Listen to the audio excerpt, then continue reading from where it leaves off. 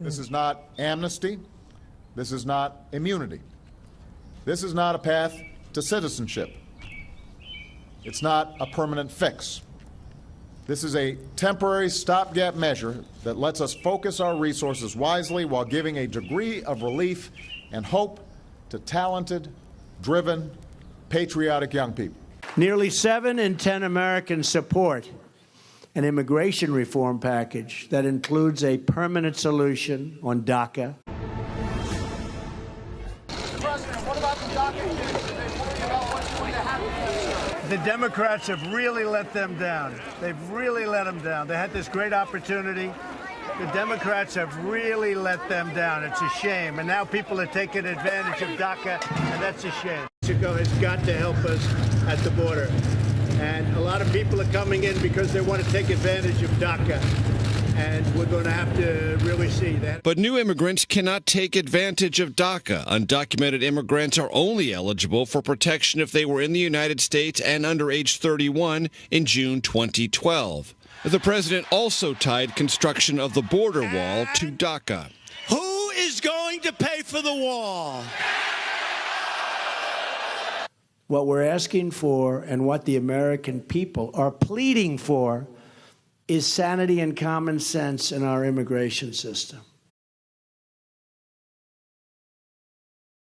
It's a program to protect illegal immigrants, especially children. Well, like when they came into America as children, to protect them from being deported and they can actually have a job here and be legal, kind of. DACA is for illegal immigrants in order to work in the U.S. I think I know a little bit about it. It has something to do with immigrants and staying in the country. No, but I believe there are. Yeah, I think I've heard of some, yeah. I actually did not know that.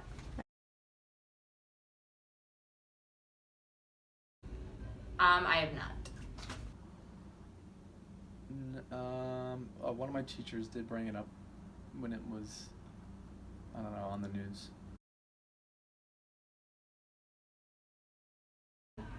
Well, I'm not allowed to have an off-campus job, so that's kind of the same, but I can have a job on campus, so that's different. Okay. And what kind of visa do you have as a student? I have an F1 visa, so that will allow me to go to school, but not to actual work and stuff.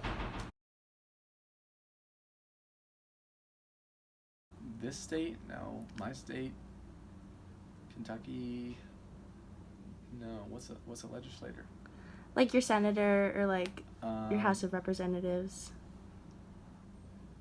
Oh, he's the Senate Majority Leader. Mitch McConnell? No.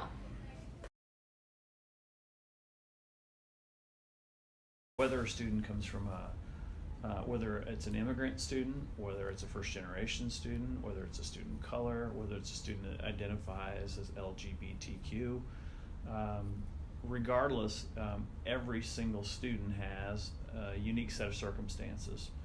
And our responsibility is to try to create an experience and an environment here that enables each one of them to get on the right pathway for success. So we get undocumented students at the university. We don't necessarily always know they're undocumented students unless they disclose that. But my responsibility, I think, is to advocate for their needs like I would any student.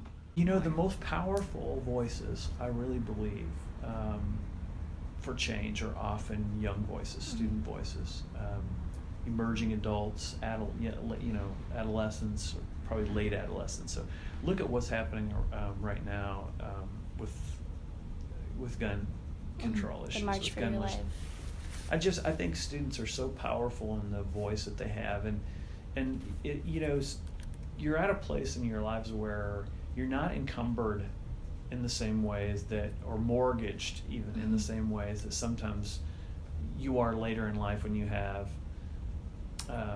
when you're employed and you have debt and mortgages and your own children. There are other factors, right, that maybe make it more difficult or more complex for you to participate in a movement of some kind or in advocacy work. It's not an excuse not to, but I think the ways in which we participate later in life look different than they do when we're in high school and college, right? So you have the benefit of time, energy, passion, and you're not necessarily encumbered or limited by some of the things that might limit you later. I think our students can call elected officials. I think marches and protests and demonstrations get a lot of public attention. I think you are absolutely wizards at social media, which is a very powerful medium today. And you also are experiencing a lot of these systems as adults for the first time. So you have clear eyes, right? And you're able to see things that sometimes those of us who have lived with something for a long period of time sort of become blind to, right? So you don't see it as clearly as when students point it out to you. I find in my work that all the time is that we do a good job of listening. Students point out all kinds of things that we might otherwise miss. So you have real opportunities, I think, to do public policy work. And quite frankly, because you're not burdened by necessarily having lots of experience in these systems, you can challenge those systems and you can actually create different ones, new pathways, different models. So the only thing sometimes that holds us back, right, is us. Is like whether it's our motivation or whether we start to tell ourselves, I don't know enough.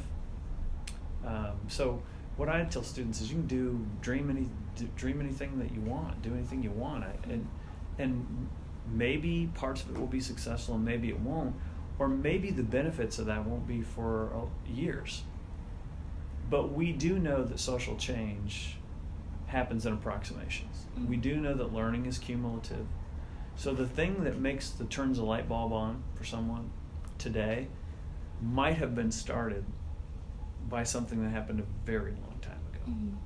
So all of these things matter over the course or over the long arc of time. And I'd say to students, don't believe that because you had a setback today that it didn't matter, because it just might not be the time.